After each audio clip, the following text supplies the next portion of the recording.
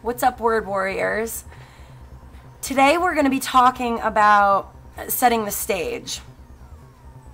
We're going to deviate a little bit from the artist way. I'm going to kind of mix it up, and mostly the artist way goes through working through your blocks and all of the different things that are kind of keeping you from your writing. And we're going to go back and forth in between unblocking and then also just doing the work and having fun with this. So this week is setting the stage. And what do I mean by that? Your writing space should be appealing. You don't want your desk cluttered with a bunch of unpaid bills, dirty, uninviting. Let me put it to you that way. So I'm going to real quick show you my desk, just to give you an idea of what I'm talking about. I am a fantasy sci-fi writer, and so, you can see the witch's hat up there. I make my desk as inviting as I possibly can. It's a space, I have crystals and everything up here. It's kind of like a little mini temple near where I write. My mouse pad is actually, that's The Science of Success. That was written in 1910. For some of you that are questioning energy manipulation and, metaphysical new age, ooh, what is this? This book was written in 1910, so this isn't new information. You really need to look into quantum mechanics if you're not jiving with maybe some of the context that you're finding about energy. This isn't a new concept, and really that book focuses on, the energy created by your thought forms and how this can become an attractor for the things that you want, the law of attraction. So that's my writing desk, and I think it's really important that I'm not telling you to obviously go all out. I'm a very imaginative person, but my desk is actually one of my favorite places to be, and therefore I come and I sit at it a lot. And guess what that leads to? A lot of writing. So wherever you are creative, I want you, if you are a really thoughtful person, you really enjoy nature, and a lot of your poems are based on, observing nature. You might have stones, vases of flowers, things that you find when you're out walking around. Make your writing space sacred. Think of it as a temple, as a place that you are going to want to come and sit and be inspired and do your work. I can't stress that to you enough. I figured this out probably about 9 years ago, and honestly, ever since I treated my desk with that kind of mindset and that kind of meticulous decorating, making it, just when I would sit here, it would suck me in to my imagination. It really changed things for me, the dynamics of things. The second thing we're going to talk about, so go ahead and do that if you haven't done that. The second thing we're going to talk about today is getting prepared, setting the stage, not just with your space, with your writing, the actual physical space, but also what do you want to write? What do you want to write? Who do you want to write for? And actually, an even better question is why? What's your purpose? The writing that is the best writing to me it comes from the heart. It's coming from a space of you've got something to say, and it's driven by a greater purpose. It's great to have aspirations to be a New York Times best-selling author, to win the Pulitzer Prize, but no great writing comes out of that. That isn't the purpose. And actually, I've come to understand after writing now for 15 years, you got to actually let go of that part. Because then you're inadvertently, what you end up doing is you start to control your journey and your message according to what you think, the majority of people are going to want to hear. To be a New York Times bestseller, you can't just appeal to a small niche market. You have to appeal to the masses. And if you are writing to appeal to the masses, most of the time what you're going to write is going to It's going to be catchy. How many vampire novels did you see come out after Twilight? How many?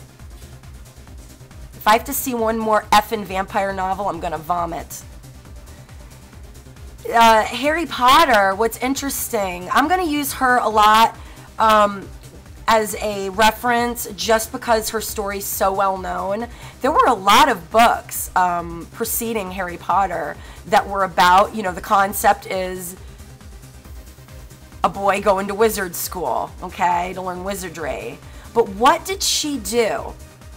What did J.K. Rowling do that resonated with the planet, okay? That isn't just luck. She did something. She did something special. So we're going to kind of dig a little bit into that today with setting the stage. What J.K. Rowling did as a fantasy, sci-fi, if that is the genre that you're going to be writing in, you really need to learn the word world building. You are the prime creator. That's what being a writer is of the story. So whether you want to write romance, mystery, sci-fi, fantasy, literary fiction, you want to write a nonfiction memoir, you have to understand that you've got to build a believable world for your reader. Your reader has to put an enormous amount of trust in you, especially when you are writing in these categories that involve fantasy elements. Your reader really needs to trust you. And so the internal logic of the story needs to make sense. You need to figure this all out before you even write your first page. It took me a lot of years to figure this out, and that's why I want to pass that information on to you, because I don't want you having to write, you know, like I did a 500-page novel 7 times to figure this stuff out. I'm going to try to shortcut you a little bit. So if you're looking to write a book, you are going to want to do what is called world building. I don't care what kind of book it is. I'm getting ready to show you. I'm going to pull the camera down again. Sorry, maybe I should have put a warning on here. Use Dramamine before watching this. I've got my little shelf over here near my desk with a lot of my world building on it. So let me show you what I mean. Here's a bunch of note cards. You know, this is the thing. This is a great tool if you are going to be writing a really intensive kind of story. I actually got this trick from Elizabeth Gilbert. She wrote Eat, Pray, Love. And basically, instead of taking notes on random, like in notebooks and everything, because that can drive you crazy, you carry note cards on you, just regular, you know, little index cards. In this way, you can categorize, you know, your character development, your world, if you've got magic or whatever, if it's science fiction, just all the different elements, okay? If you're just writing regular fiction, this works. But then you can write your note card and then categorize it and put it in that area. So when you're going to write, you keep this on the desk. And it's a great reference tool. Here I've got maps and, you know, sketches, my sketchbook. I've got pages. This is just all my character development, okay? So my point in showing you all this, if you're intimidated, good, you should be. This is a lot of work, and it's a lot of fun work.